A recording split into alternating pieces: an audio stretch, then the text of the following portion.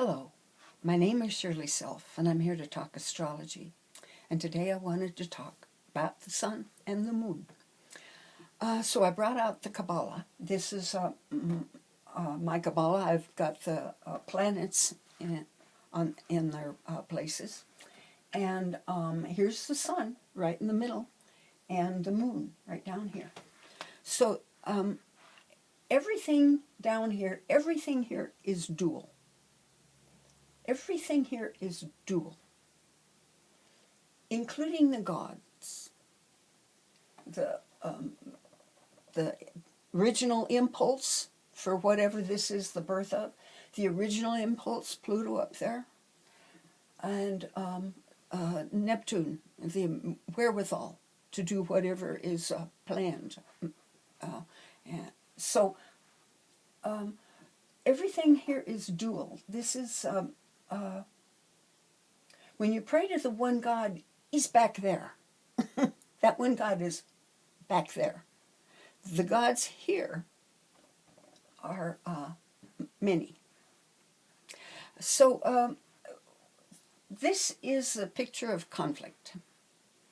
Duality is conflict. When you mystics consider number 2 as terribly unstable, and witness the Democrats and the Republicans if you don't believe me. It's constant battling over dominance. And so here in you and me, and in here in the Kabbalah, we've got that battle represented by the sun and the moon. Now the sun is in the center. It's all about the sun. It's all about the education of the sun, the creation of an intellect, the sun. And here it's the minions of the sun, you know, Mars and Mercury and Jupiter and Venus. And here's the foundation of the sun, the moon. This is the imagination. The moon holds the past. It carries the instincts that the sun is functioning from. The instincts are virtually the past that the sun has experienced, all rolled into instinct. Now I know it. I know this. This is part of me. And the moon also conveys to the sun the what is picked up emotionally in the environment and by the senses. And this is very valuable information. So when people badmouth the imagination, oh, that's just your imagination. Your imagination is the creative power of God. And even Einstein said that. So why conflict? Because conflict creates consciousness. If there is no conflict, there is satisfaction, and there's no need for the intellect to grow, or for it to figure out. There are no problems for the intellect to figure out. And so no growth of consciousness. So this is all about building consciousness. And so the battle that we endure, our inner and our outer battle, is between the sun and the moon. Now the sun is logos, words. It communicates in words. And the moon is... well, the moon is virtually God's, God invented Sophia because God could not see himself. So Phia is his mirror, and it gives him not only his past, but it tells him how he's doing right now, and carries the information of desire for the future. So the foundation, even though the problem with the sun is it's lazy. It just rolls around heaven all day. If it accomplishes something, it's quite happy with that and wants to go back to partying. The sun just wants to survive and have a good time. Now, there is a higher goal for the sun, and that is service. But that is an educated sun. The basic sun that most of us deal with is powered by wrath and just wants to have a good time and stay out of the way. Anything that gets in its way, it gets really angry. We're talking about the wrath of the Demogorgon here, powering our sun through life after life after life. So the source of conflict here in this, in your life, is the moon. It's the sun just it accepts what is, and it adapts to it. It is the moon that says, we could do better, and you're not growing. And in order for you to grow, you're going to have new experiences, and you're going to have to deal with these problems. And so, of course, the sun can get quite angry at the moon. There are moon phases that in which the moon is so angry at the sun, or the sun so angry at the moon that they can barely function. That would be the sun so angry at the moon is a moon phase 4, because, well, I'll get to that later. Anyway, so the divine discontent here is what motivates, moves the sun, and forces him into experiences, into growth. This is intellect, this is perception. Now, the difference between intellect is that structure that we're trying to build that has a basis for a way of looking at the world. Perception is the place in which you stand and look at the world. I kind of look at this, the cycle of the soul's growth as, each cycle, starting at a moon phase 1, is a new will to be, a new will to do, and that will grows through that whole cycle.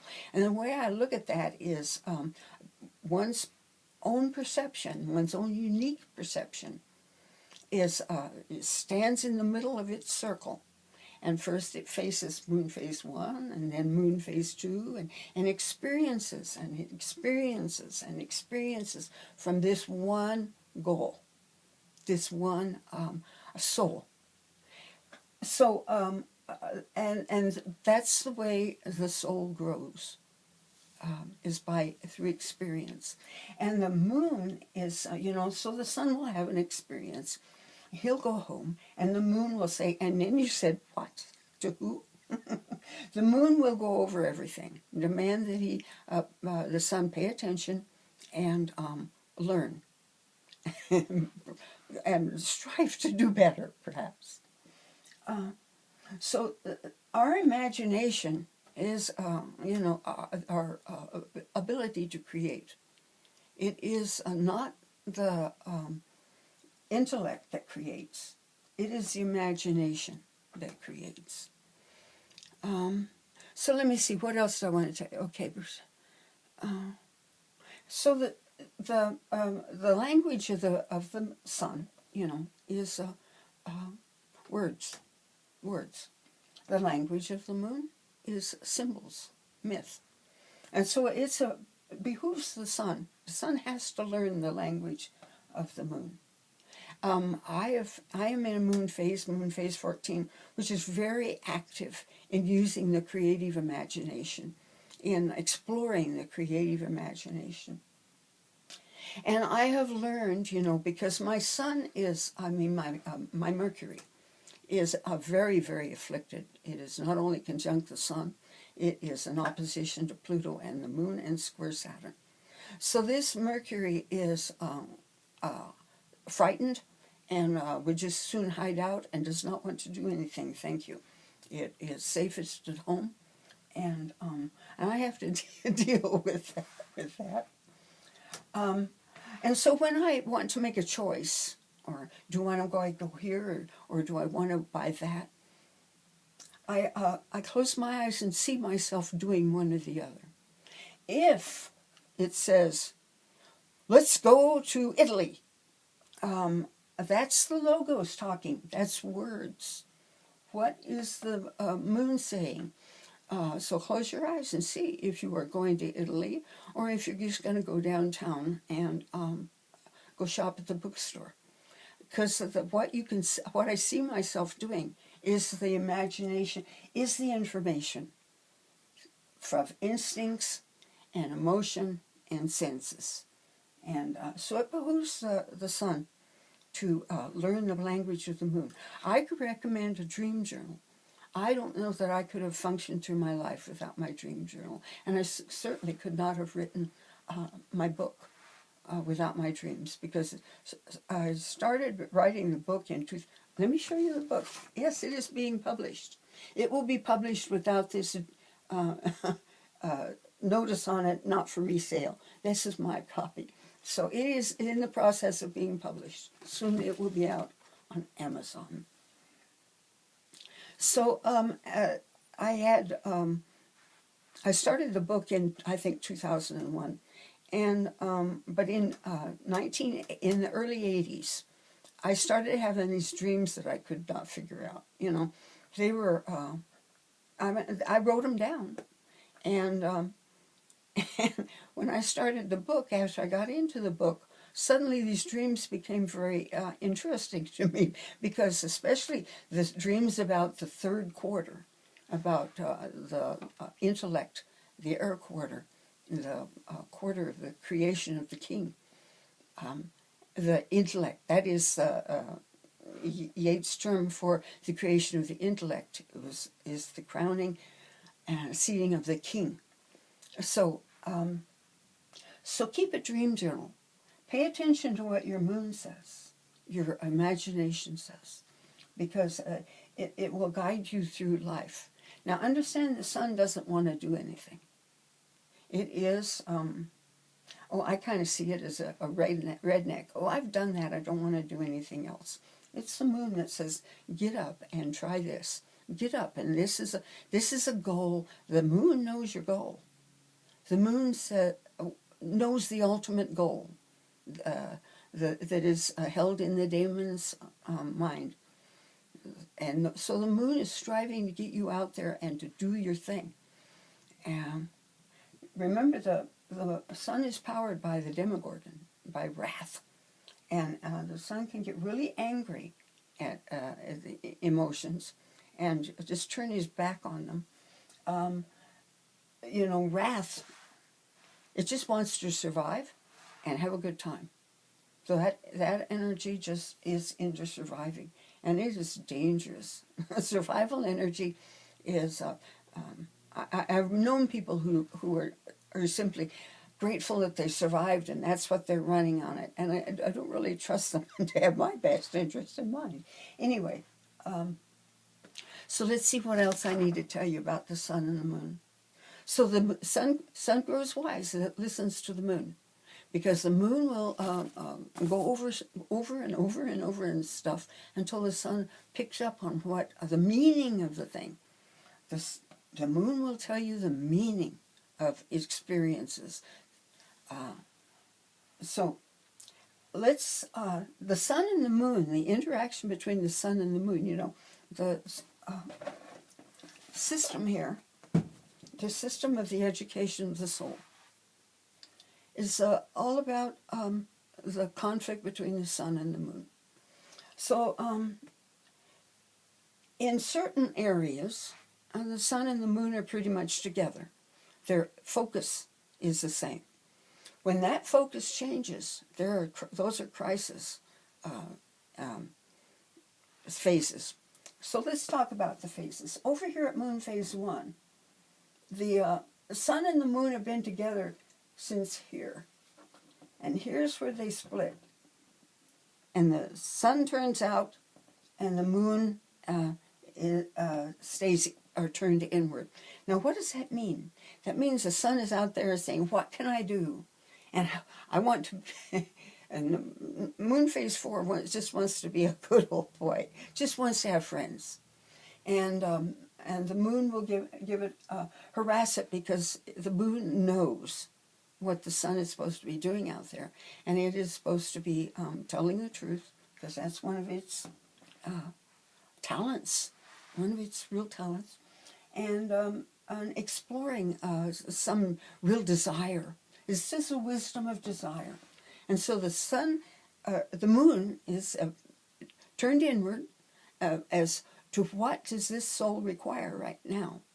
And the sun is turned outward into where can I have a good time. And so this is very, very difficult difficult moon phase. Number 5 here, the sun and the moon are both focused outward into opportunity, into education, focused outward into what does the world offer me, and what can I experience in it that will be educational. Over here it comes in, and at moon phase 11, that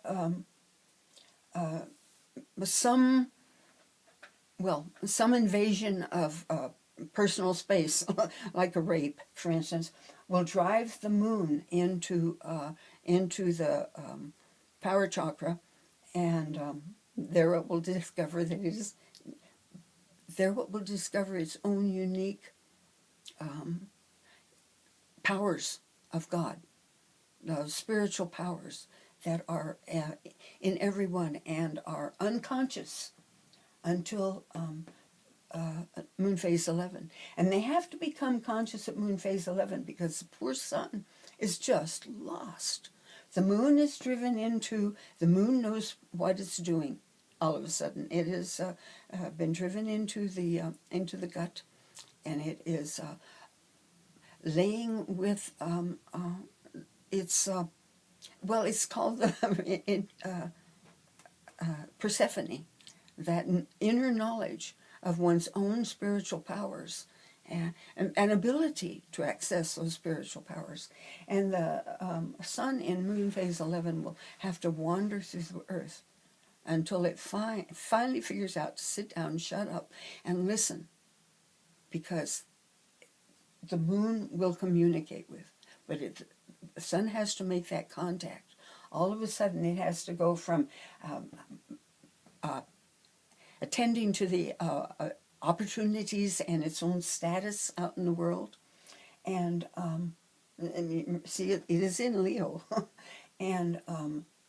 but it's also in the Sagittarius decadent, meaning that this is a phase in which you find that you are God.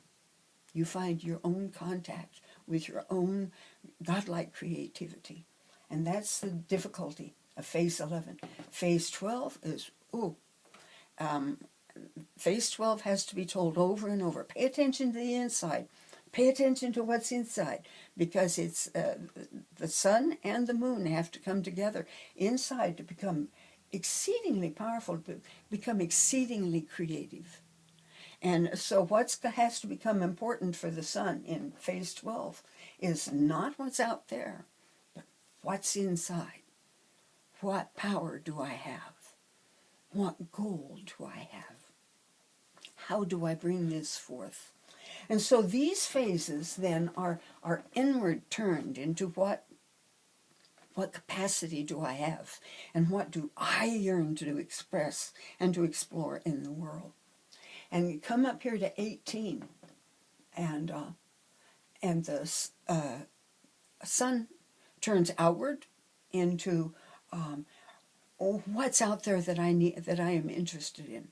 And the moon stays inward, and this is a terrible, terrible and difficult phase, because what is developed in here is an ideal that has the soul, the individual, the will, has created a person that epitomizes this ideal that it found in its own inner being, its spiritual ideal. And so it has been running on this ideal. Here is the ideal personified. It's a phase called beauty. And it's running on this ideal until all of a sudden the sun turns outward and said, well, I can't do all of this out there. I'm going to have to specialize. And the moon is still turned inward, saying, but that's not ideal. My ideal is family and friends and playing the guitar and studying astrology and painting and taking trips. But the sun is looking at opportunity and knows it has to focus. It has to pick one of its many, many talents, capacities, interests, and focus on that, because desire bills here to make a difference in the world, to change the world. These are your politicians up here. So the problem we have is the United States is in moon phase 18 and can't quite get over the fact that it needs to specialize and to change that old ideal. And I think the United States old ideal is simply an old rulership, an old king, an old government ideal of conquest, increase in power, increase in goods, that kind of thing, instead of what's best for the people. How do I make my people happy? And so that is a change that the United States is our North Node is in Leo, and it's also in Leo in the Virgo Dwad, and in the ninth house of foreign people, and that means a welcoming of immigrants.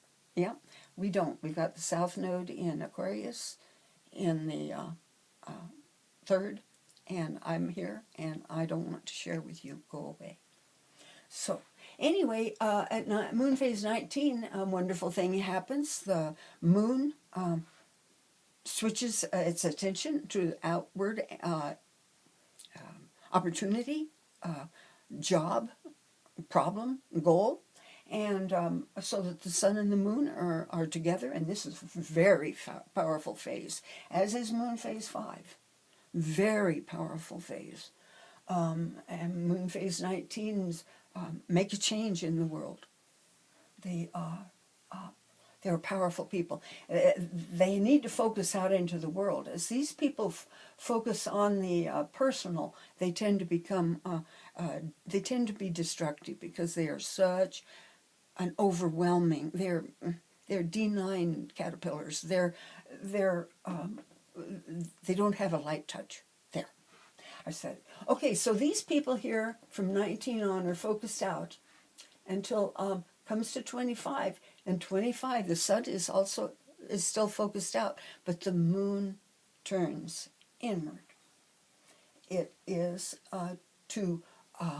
because it needs to access its 25 is a revolutionary, and it wants to change all the damage done over here by the politicians. So that revolutionary, it sees outside, it's focused outside on a real big problem. But that inside the emotions turn inward to its spiritual power, because 25, it absolutely has to have that spiritual power available to it, or it tramples over the world. It is not, the changes it brings are not beneficial. Okay, so at 26, the sun turns in, and where the moon is already turned into who I am, what I have built intellectually, spiritually, so 26 is difficult because all the failures hit at become aware of at moon phase 26, and so it is a phase of great clarity and great anguish, and it's kind of promised that you only have to do moon phase 26 one time.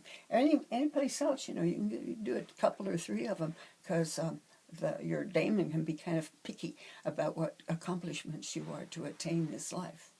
The accomplishment you are to attain is the Philosopher's Stone. Your contribution from your perception, your contribution to the understanding that is gained through experience in this life. And it's a contribution to human consciousness at all. It's a contribution to the edifice of human consciousness. So what you've contributed with all this conflict and struggle is you make people smarter. And this edifice, this massive human consciousness is also called the cauldron of Caradwin, and in it is all the knowledge in the world, and you can access that with your subconscious through the moon. Okay, so I pray that you are all well, and I am fairly functional, doing as best I can, considering that it's winter and my garden is dying, and that's a hard time for me. So I pray that you're well. Tell the people that you love. Tell them you love them. It's really important. Take care. Bye-bye.